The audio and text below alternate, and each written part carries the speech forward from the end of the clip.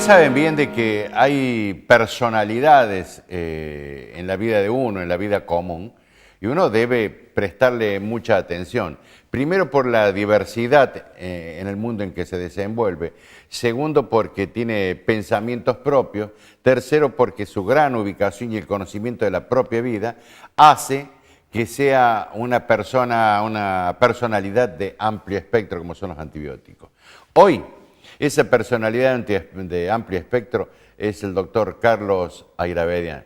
Yo le llamo maestro porque realmente me indicó el camino que debía seguir, no solamente periodísticamente hablando, sino también en la vida. Doctorazo, un abrazo, buenas noches. Gracias por llamarme antibiótico. El último calificativo que me esperaba en mi vida. Pero de amplio espectro, cura todo, doctor.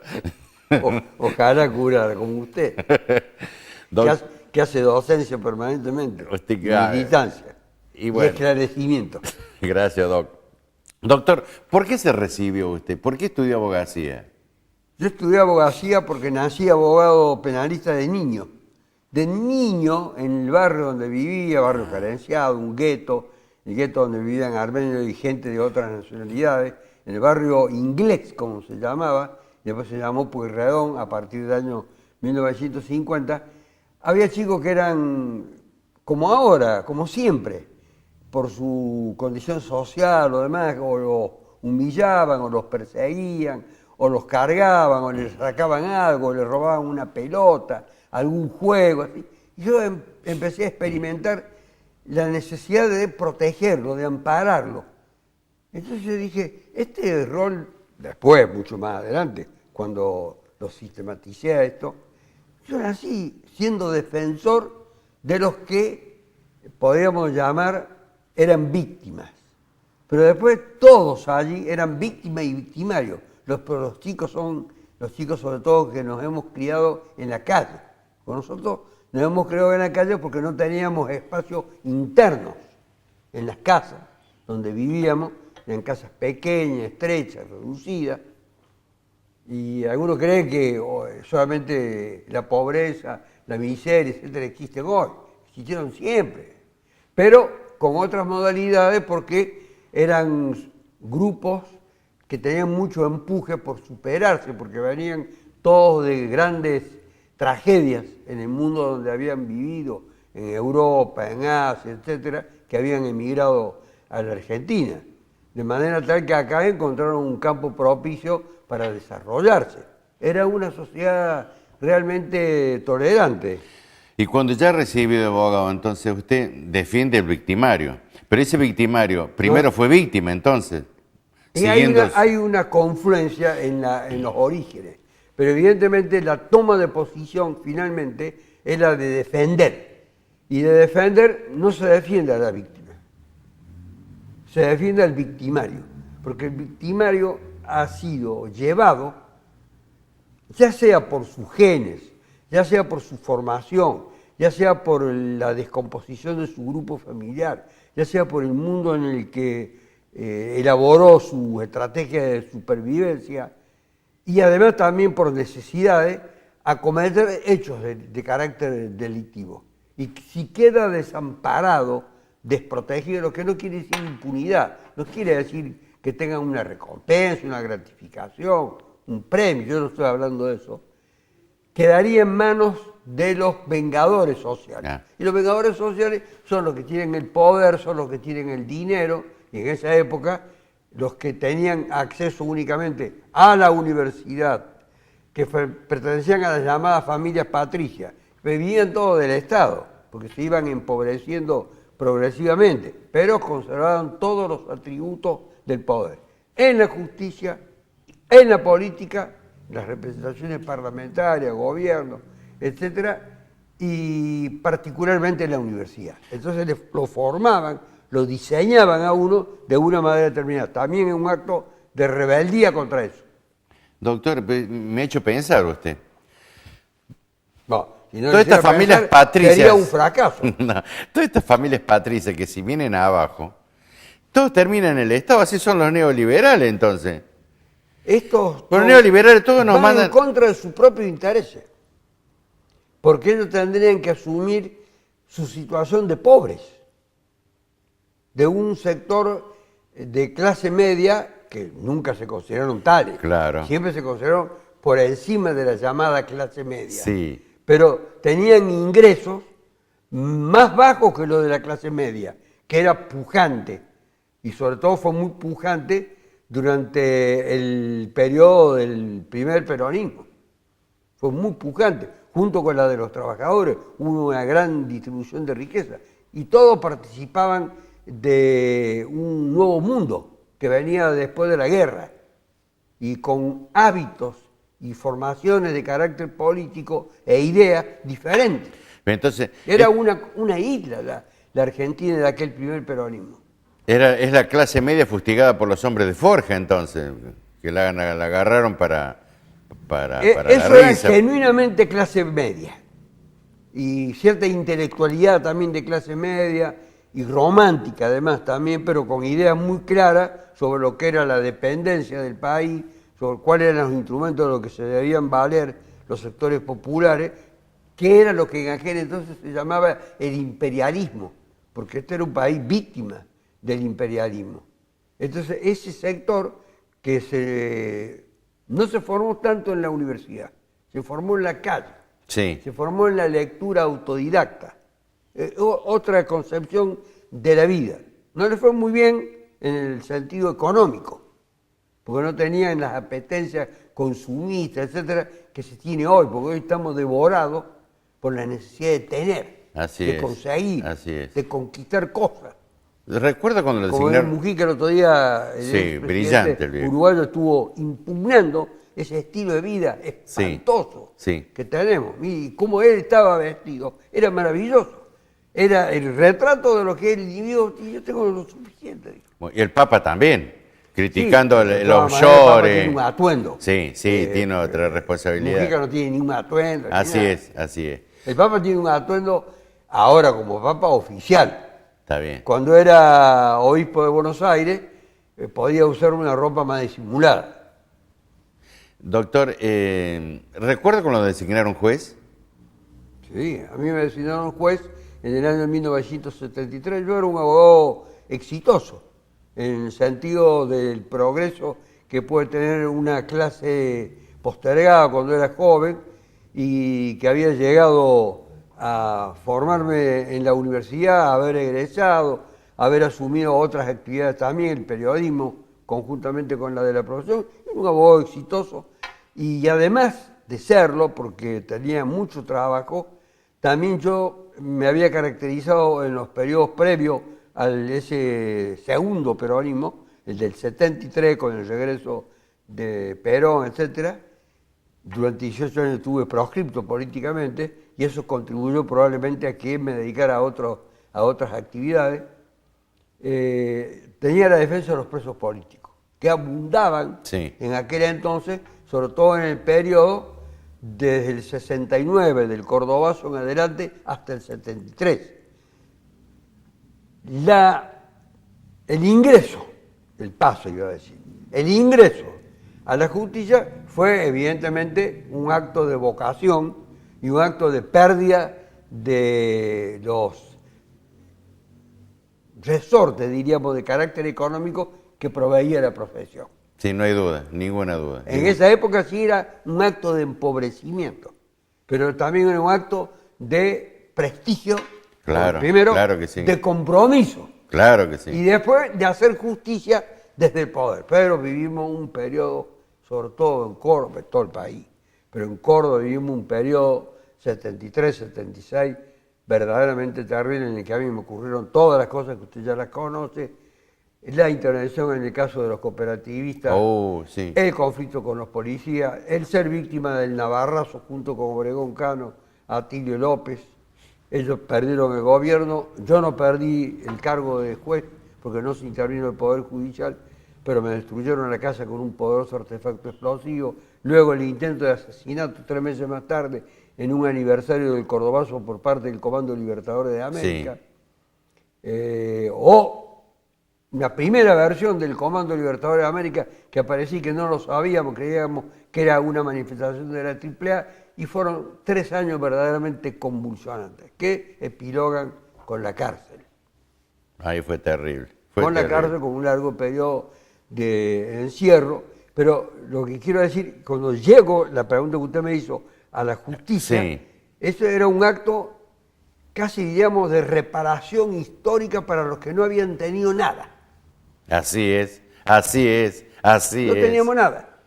Pero, fíjese, yo tenía un buen pasar, diría un magnífico pasar Económicamente hablando, claro, sí era exitoso, estaba Usted lleno no de... le podía decir a quien le proponía ingresar a la justicia, no, yo voy a perder plata. Eso era un término materialista inicuo, vergonzoso. ¿Y cuál fue el colega que más lo abrazó cuando lo designaron juez? No, ese periodo no recuerdo quiénes me abrazaron, quiénes no me abrazaron.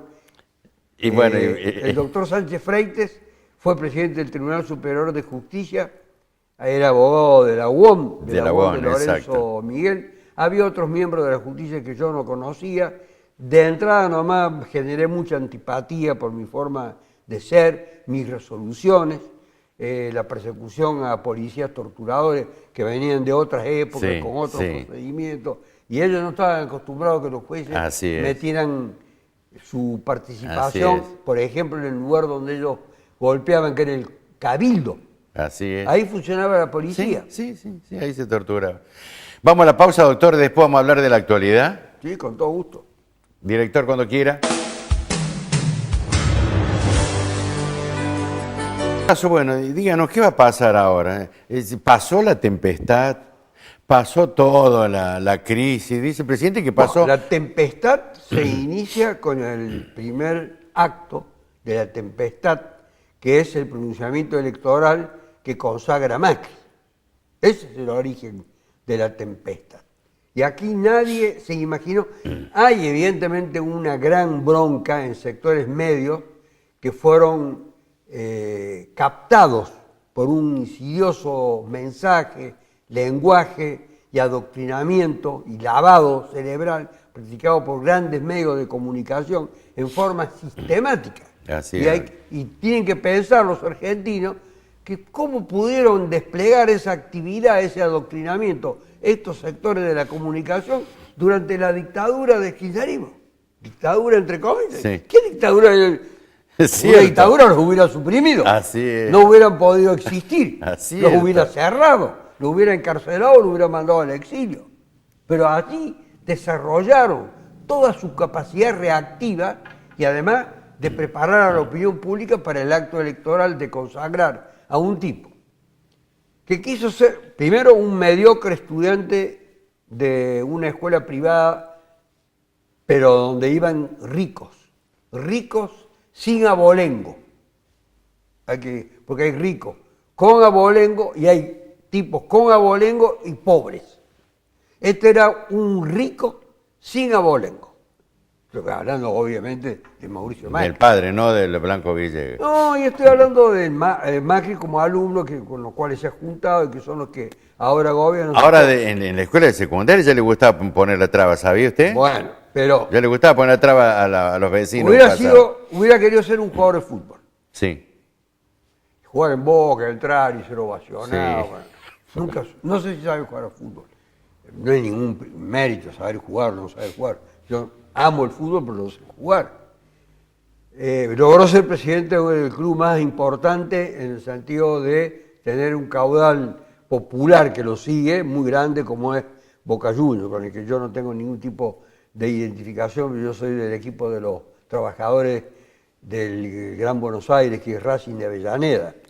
Evita era de Racing. Que se consagra en el 46 al 55 y concentra todas las grandes hazañas del fútbol argentino de aquel entonces.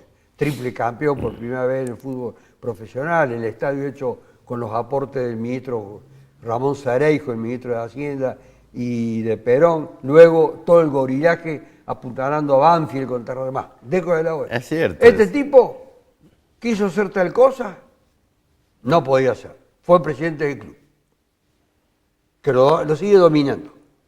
Llegó a jefe de gobierno de la Ciudad de Buenos Aires, donde ya había un antecedente de un individuo al que se le atribuían dotes extraordinarias como del tratadista, de jurista, de un hombre encumbrado del pensamiento como de la Rúa. La Rúa, un inepto absoluto. Sí, pobre. Un hombre, no, ni pobre, nada, un inepto absoluto. Sí. Bueno, jefe de gobierno de la Ciudad de Buenos Aires, senador, ganó incluso la senaduría contra Sánchez Sí. Orondo en la Sí. elección de Sí, el tipo de peronismo. Cámpora y Solano Sí. River, no, en el 73. 73. De ahí empieza una cosa providencial. Luego este hombre llega a la presidencia de la República. Con todo este grupo de amigos, formado todo este grupo de amigos que tienen fortunas, no sé cómo las habrán hecho, con todos los recursos económicos en el exterior, un grupo de apátridas. Muy No bien. tienen ningún tipo de peligro si algo hacen mal, porque tienen todo a salvo.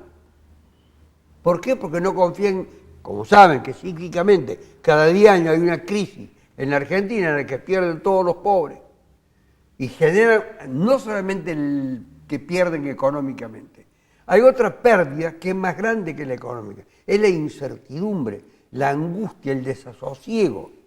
Gente Sí, que, por doctor. ejemplo, no tiene $1 y que está pensando en el dólar. Sí, sí. Una cosa paradojal. Sí, exacto, Nunca exacto. han visto en su vida $1, ni lo van a ver, como decía Perón. Sí. Bueno, y se angustia, porque esa es una forma de el castigo. Un castigo que sufren los sectores postergados. El sufrimiento, la incertidumbre, el saber que no saben si mañana van a poder comer, el temor que tienen. Mire usted cómo es el mecanismo de los argentinos. No sé si en otras sociedades se da. Cada vez que asaltan, roban con crueldad, con malicia, con perversidad a gente anciana, a gente jubilada, que vive aparentemente en la estrechez económica, en lugares del suburbio, eso lo asaltan, y le encuentran plata. Los ladrones parece que tuvieran un detector o alguien que le ha dicho, o algún informe, y le encuentran plata acumulada que no sé para qué la tienen. No la usan, plata, dólares, moneda extranjera, pesos, etc. Y no disfrutan de la existencia. Y es gente que usted, si la tiene que clasificar, diría que son pobres. Por el tipo de vida, por los hábitos que tienen, el lugar donde está emplazada su vivienda, las carencias que esta gente aparentemente tiene plata. Bueno, hay un gran sufrimiento, un gran padecimiento. Esta gente no tiene ninguna sensibilidad. Crearon una especie de monstruo angelical, aparentemente es una contradicción, angelical y monstruo parece que no se compadecen ni se concilian entre sí. La gobernadora de la provincia de Buenos Aires, que repite mecánicamente, automáticamente, como un robot, el mismo discurso. Sí.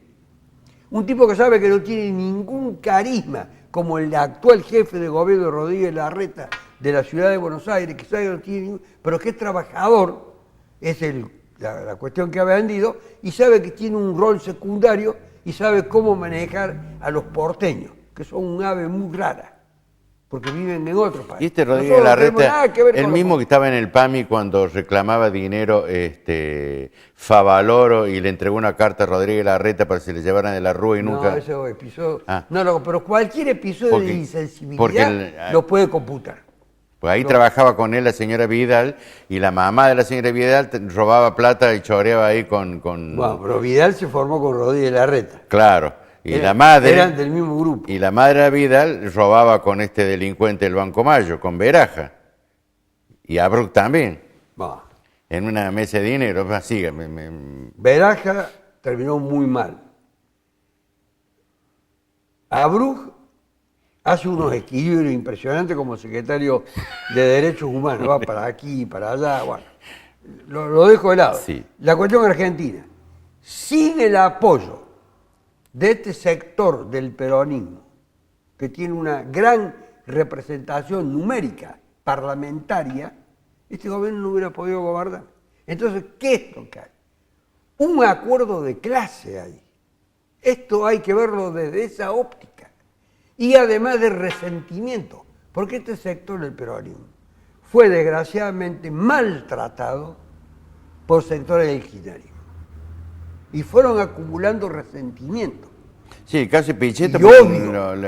él se enojaba porque una mujer lo mandaba. Lo disimulaban. Ahora, la reacción de Pichetto es eso, él se sentía mal porque una mujer lo No, gobernaba y este cabrón nunca abrió la boca. Lo que sea, pero este grupo fue acumulando Sí, un profundo Sí. rechazo, sí, pero que no lo expresaba, ni lo exteriorizaba, ni lo traducía, claro. hasta que tuvo la oportunidad explosiva de hacerlo. Cierto. Y dijeron, vamos a gobernar. Cierto. Y vamos a gobernar con este tipo que no tiene los votos. Porque sin los votos de ellos no se pudiera haber llevado adelante nada. Nada se hubiera podido llevar adelante. Cierto. Ninguna iniciativa, ninguna medida, dice, puso por decreto a 2 tipos en la corte. Todo lo logró. No hay un solo fracaso.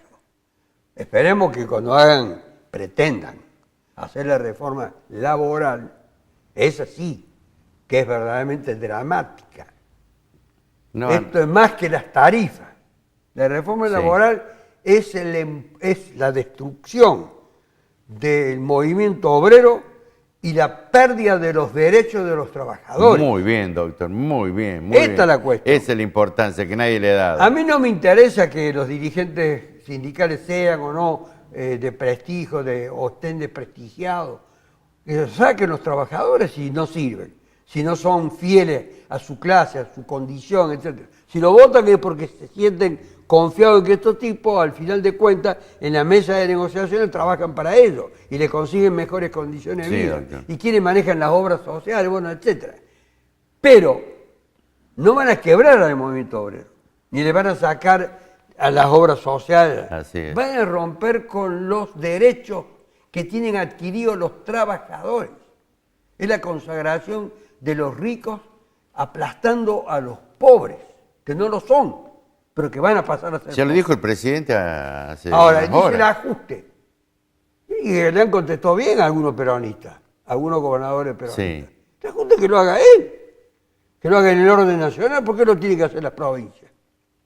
Ahora, es indispensable porque hay un debilitamiento objetivo, Sí. marcado por todas las tendencias. Sí, doctor. Y además, significativamente, grandes comunicadores que han hecho apología del macrismo durante 2 años y medio en forma sistemática, no todos, pero una gran cantidad de ellos, en forma sistemática, pidiendo cárcel, encarcelamiento, Sí. proceso, etcétera, etcétera, ahora empiezan a tener otro discurso, hablando de la ineptitud, Sí. de la incapacidad, de la ingenuidad para ser medio tolerante, de ingenuo no tienen nada. Nada.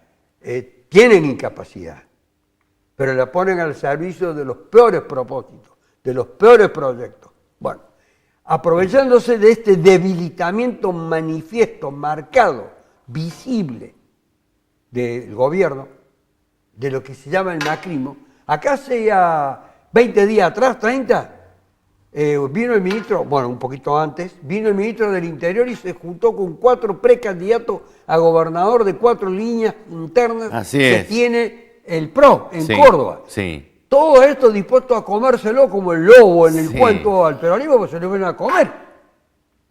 No esperaban que Schiaretti astutamente le adelantara todo, reformara la ley electoral, llamara a convocatoria para el mes de mayo, cosa que no estuviese en juego nada vinculado a Macri. Bueno, hay muchas otras cosas.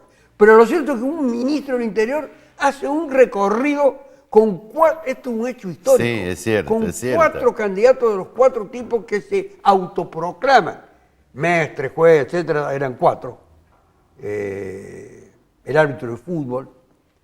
Todos, los 4 ahí, listos para hacer, todavía no había aparecido Laura Rodríguez Machado, no había una mujer candidata a gobernadora. Se lo iban a comer vivo al peronismo. Hoy, este peronismo de Córdoba, que no sé si es peronismo, ni me interesa, se llama Unión por Córdoba. No tiene nada de la simbología del peronismo, tampoco canta en la marcha, ni tienen los estandartes, ni tienen los ritos, ni tienen los símbolos, ni tienen ninguna de esas cosas. Está desperonizado. Y eso para los sectores medios, más jóvenes, etcétera, que no tienen ninguna tradición de lo que significó el peronismo, les es bueno. Este sector ahora ha revertido las cosas y puede derrotar perfectamente al máximo. Por eso, esta confluencia de todos los gobernadores del mismo signo, entre los cuales va a surgir inevitablemente el candidato del peronismo, o lo que llamamos el peronismo, o el neoperonismo, o como lo quiera llamar usted. Es decir, los distintos, pero no diferentes ideológicamente al macrismo. No hay diferente. Lo que pasa es que la gente lo asocia con la mayor sensibilidad social. Exacto, sí, que fue tradición. Esa sería la línea sí. divisoria. Un sector con sensibilidad social. Claro. Ahí está, no tanto Urtubey, pero está Schiaretti. Por Dios, Schiaretti no. Está actuando con mucha astucia. Sí. Con mucha astucia, con sí, mucha marca habilidad. la cancha permanentemente, puede las incluso diferencias. postergar todas las apetencias, sueños, aspiraciones, deseos, anhelos de la sota. Sí. Que querría haberse instalado en el escenario nacional y para tener que seguir siendo modelo en el siglo IV. Esta es una cuestión muy seria. Es que Schiaretti está avanzando a paso agigantado. Sí. No, A pesar de que Menem ayer ha dicho que Pichetto, pobre. que Pichetto puede ser un Sí, para. Perfectamente. Claro. Sí, para. Menem siempre ha hecho de este tipo de ponderaciones oportunistas. Y bueno, El viejo seductor de la política, ya es una cosa en extinción. A la gente lo subleva. Pero este hombre podría ser un candidato de la conciliación. El problema es atraer, porque a co-gobernador, y la gente dice, no, es un tipo responsable este Pichetto, es un tipo serio, es un tipo equilibrado, rompió con Cristina, primero. En segundo lugar, nos da garantía de que es confiable desde el punto de vista de la institucionalidad. pero es como Caserio, perdió en su barrio.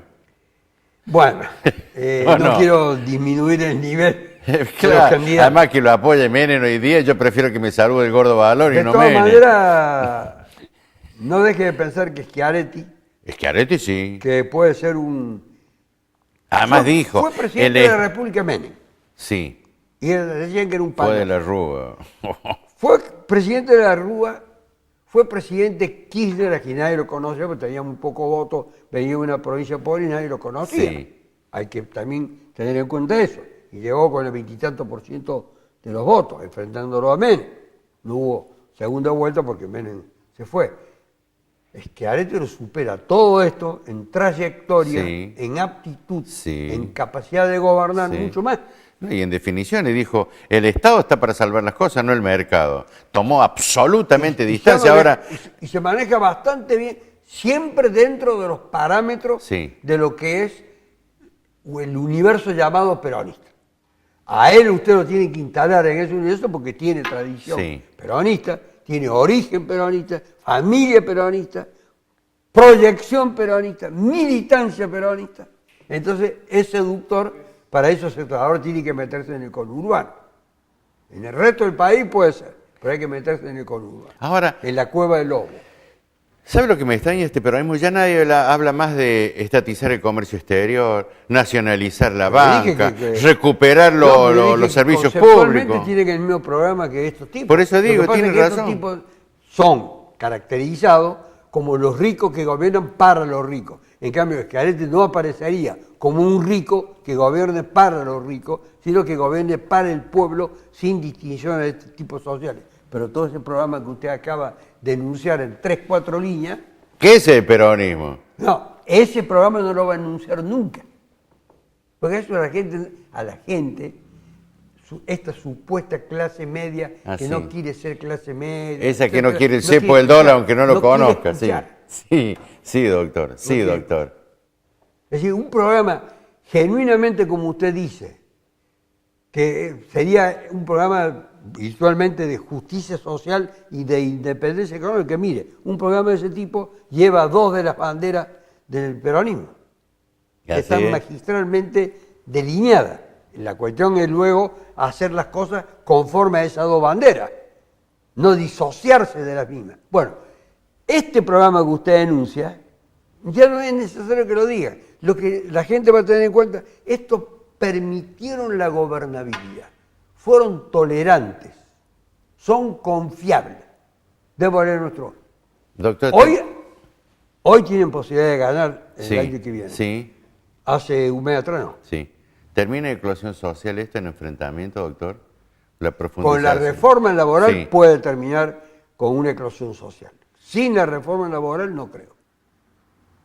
Es decir, nadie puede predecir lo que puede ocurrir.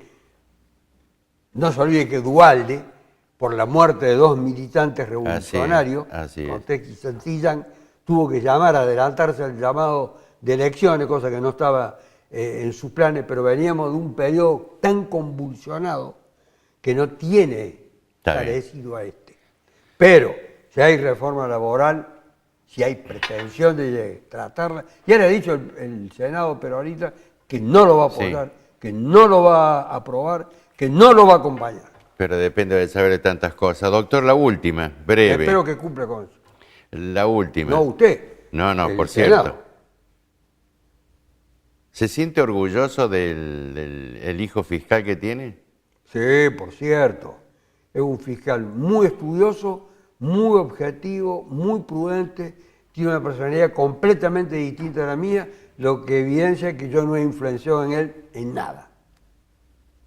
Me alegro de verlo, doctor. Igualmente. Y me alegro que tenga ese hijo con esa hermosa capacidad y reconocimiento de todo el mundo. Sí, y para un padre es lo más lindo, lo más grato que puede recibir en la vida, es el respeto, la consideración hacia uno de sus hijos. así es. Para usted, el reconocimiento de siempre y la admiración que le tengo siempre. Un abrazo. Igualmente. Doctor. Gracias.